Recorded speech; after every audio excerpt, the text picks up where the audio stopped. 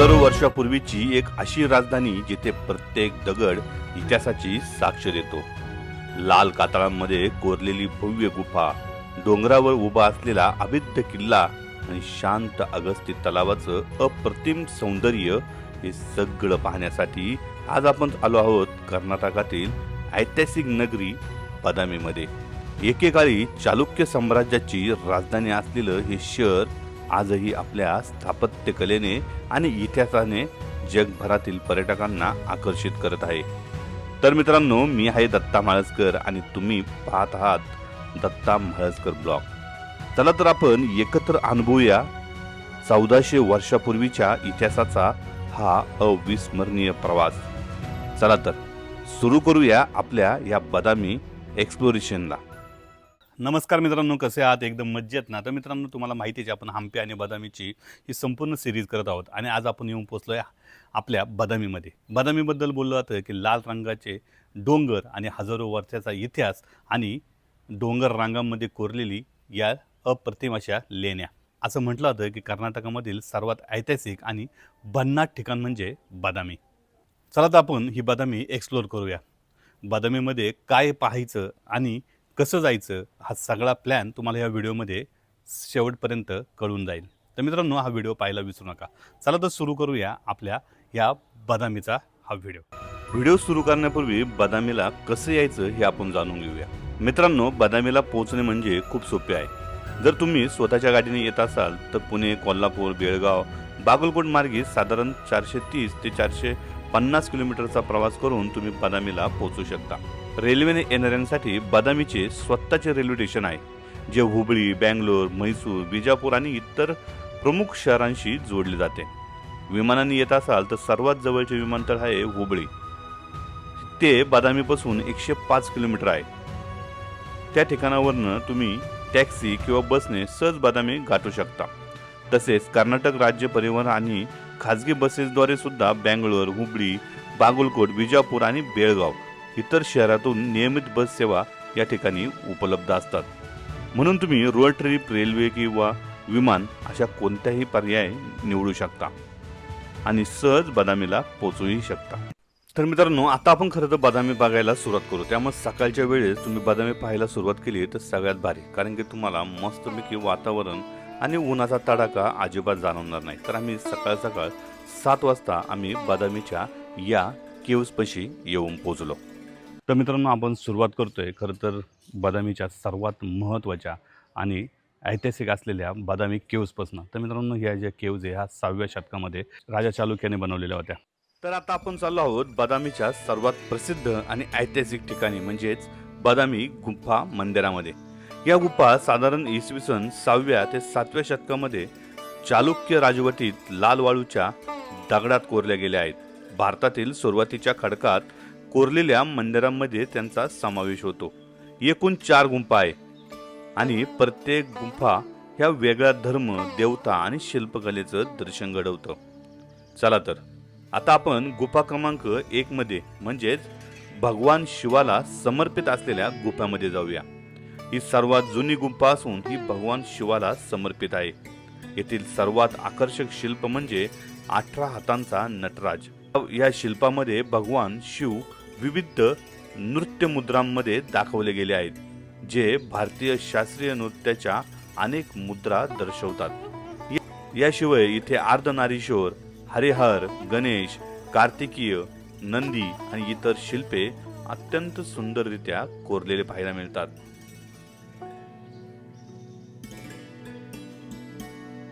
चला तर आता आपण पाहूया गुफा क्रमांक 2. ही भगवान विष्णूला समर्पित आहे. तर आपण पहिली जी लेणी आहे ती पाहून वरती आल्यानंतर आपण दुसऱ्या लेणीला चाललोय. दुसरी लेणी आहे, येथे विष्णूचे त्रिविक्र अवतार, वराह अवतार, वामन अवतार यांची अप्रतिम शिल्पे पाहायला मिळतात.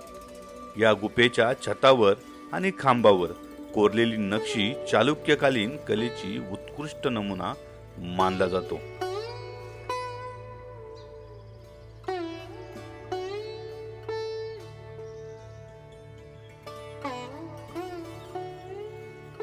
छोटीशी असलेली गुफा आपण पाहून पुन्हा एकदा गुफा क्रमांक 3 मध्ये जातो.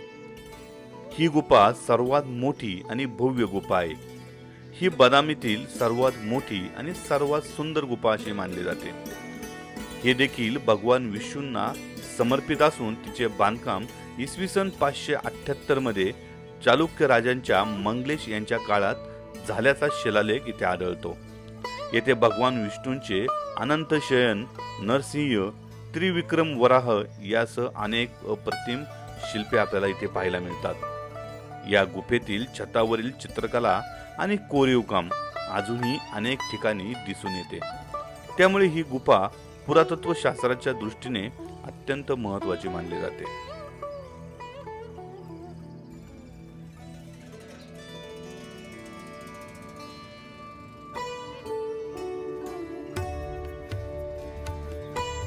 यानंतर आपण जाऊन पोहोचतो ते गुफा क्रमांक 4 आणि शेवटच्या गुफेमध्ये, जिथे जैन धर्माला ही गुफा समर्पित केलेली आहे. चौथी आणि सर्वात उंचावर असलेली गुफा जैन धर्माला समर्पित आहे. ही गुफा साधारण 7व्या शतकात तयार करण्यात आली. येथे भगवान महावीर आणि तीर्थकार पार्श्वनाथ यांच्या सुंदर मूर्ती आहेत. या गुंफेतील शांत वातावरण आणि अत्यंत सूक्ष्म कोरीव काम जैन धर्मातील साधेपणा आणि आध्यात्मिक यांचं दर्शन घडवतो. गुंफा या लाल वाळूच्या खडकात कोरलेल्या आहेत. या गुंफामधून अगस्त्य तलाव आणि भूतनाथ मंदिराचे अप्रतिम दृश्य आपल्याला इथून पाहायला मिळतं. हिंदू आणि जैन धर्माची शिल्पकला एकाच ठिकाणी पाहायला मिळते. ही बदामीची सर्वात मोठी खासियत आहे. युनेस्को जगातील वारसा स्थळ पट्टक्कल आणि ऐहोल यांच्या सोबत बदामीलाही चालुक्य स्थापत्यकलेचा सुवर्ण त्रिकोण मानला जातो. मित्रांनो, बदामीच्या या चारही गुफा केवळ मंदिरे नाहीत, तर जवळपास 1400 वर्षाचा इतिहास, कला, धर्म आणि स्थापत्य कलेत जिवंत ठेवणारा अमूल्य वारसा आहेत. त्यामुळे बदामीला आल्यानंतर या चारही गुफा तुम्ही नक्की पाहिलाच पाहिजे. आता आपण पोहोचलो आहोत बदामी पुरातत्व संग्रहालयामध्ये. बदामीच्या इतिहासाची आणि चालुक्यकालीन वैभवाची ओळख करून देणारा हे संग्रहालय भारतीय पुरातत्व संरक्षण विभागाने म्हणजेच ASI ने उभारलेलं आहे. येथे बदामी आणि आसपासच्या परिसरातील उत्खननात सापडलेल्या अनेक दुर्मिळ मूर्ती, शिलालेख, नाणी, शस्त्रे, देवदेवतांचे शिल्प आणि विविध ऐतिहासिक अवशेष जतन करून ठेवण्यात आलेले आहेत. हे संग्रहालय 1982 मध्ये सुरू करण्यात आले असून चालुक्य कालीन वारसा जपण्याचं महत्त्वाचं काम करत आहे. येथील प्रवेश तिकीट आहे अवघे 5 रुपये. प्रत्येक पर्यटकाने हे संग्रहालय नक्की पाहावं. आम्हीही हे संग्रहालय पाहिलं आणि चालुक्य साम्राज्याचा समृद्ध इतिहास अगदी जवळून अनुभवता आला. आणि आता आपण निघालो आहोत बदामीच्या सर्वात उंच आणि ऐतिहासिक ठिकाणी म्हणजेच बदामी किल्लाकडे.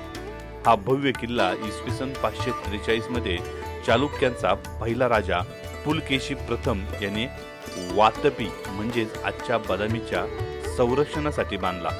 पुढे सम्राट पुलकेशी द्वितीय यांनी या किल्ल्याचा विस्तार केला आणि बदामीला अधिक मजबूत संरक्षण दिलं. त्या काळात हा किल्ला चालुक्य राजांची राजधानी आणि राजवाडा होता.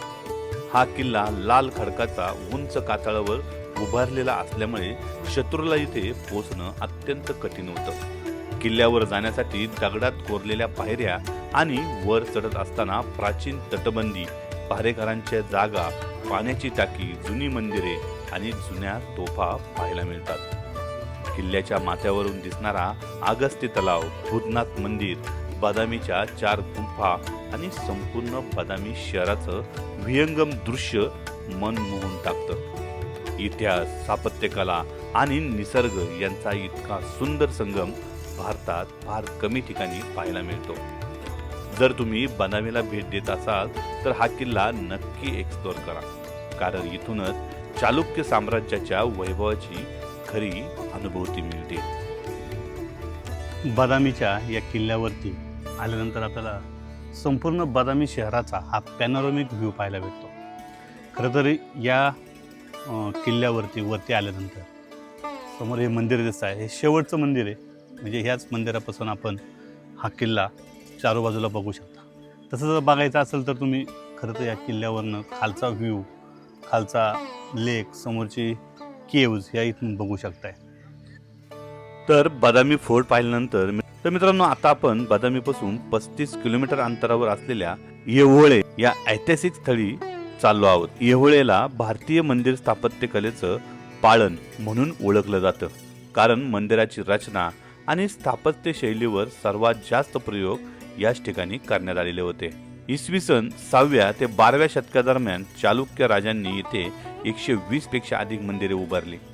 या मंदिरामध्ये हिंदू, जैन आणि बौद्ध धर्माच्या स्थापत्य कलेचा सुंदर संगम पाहायला मिळतो. येथील सर्वात प्रसिद्ध मंदिर म्हणजे दुर्गा मंदिर.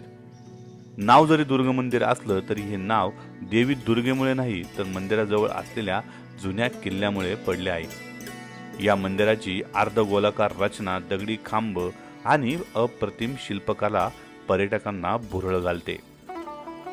याशिवाय लडखान मंदिर, मेगुती जैन मंदिर, रावणफंडी गुंफा, हुच्ची मल्लिगुंडी मंदिर आणि अनेक प्राचीन मंदिरे येथे आपल्याला पाहायला मिळतात.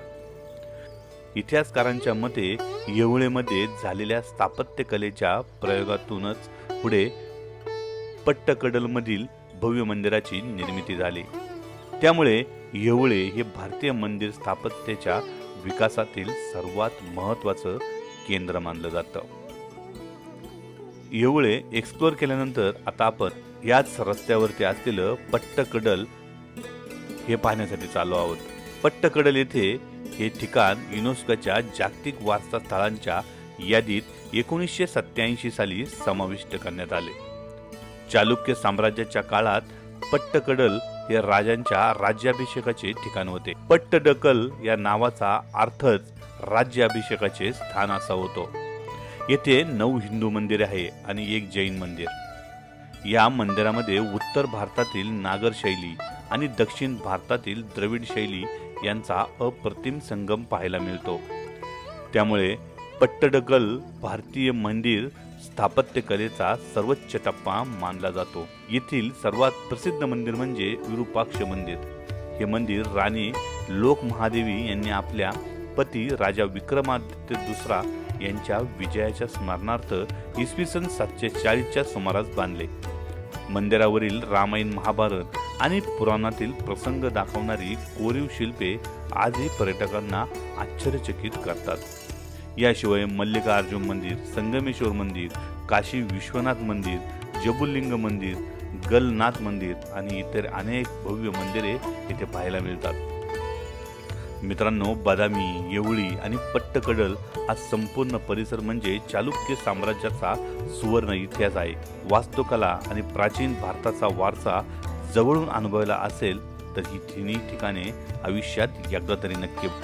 मंदिर पाहिल्यानंतर कर्नाटक राज्यातील खरं तर परंपरा असलेली ही भाकरी आणि वांग्याचं भरीत हे खाऊन नक्की बघा. तुम्हाला इथे सुद्धा 90 रुपयामध्ये पोट भरून जेवण मिळू शकतं. चला तर मित्रांनो, आता आपण बदामी प्रवासाचा शेवटचा आणि सर्वात सुंदर टप्पा सुरू झाला आहे. आपण आलो आहोत अगस्ती तलावाच्या काठावर वसलेला भव्य भूतनाथ मंदिर पाहण्यासाठी. हे मंदिर भगवान शिवाच्या भूतनाथ या रूपाला समर्पित असून याची निर्मिती 7व्या शतकात चालुक्य राजवटीत करण्यात आली. पुढील काही शतकात या मंदिराचा विस्तारही करण्यात आला. या मंदिरात द्रविड आणि नागर या दोन्ही स्थापत्य शैलीचा अप्रतिम संगम पाहायला मिळतो. जर तुम्ही बदामीला येत असाल तर भूतनाथ मंदिर संध्याकाळच्या वेळेलाच पहा, कारण मावळत्या सूर्याची सोनेरी किरणे लाल दगडांच्या मंदिरावर पडतात आणि समोर शांत अगस्ती तलाव मंदिराचे प्रतिबिंब उमटते आणि संपूर्ण परिसर एखाद्या चित्रासारखा सुंदर दिसू लागतो. म्हणूनच फोटोग्राफर्स आणि पर्यटकांसाठी सूर्यास्ताची वेळ ही इथे सर्वात खास मानली जाते. मंदिरात काही वेळ शांतपणे बसल्यानंतर मनाला एक वेगळाच शांततेचा अनुभव मिळतो. दिवसभर बदामीतील गुंफा, किल्ला आणि इतर ऐतिहासिक स्थळे पाहिल्यानंतर या ठिकाणी येऊन दिवसाचा शेवट करणं हा एक अविस्मरणीय अनुभव ठरतो.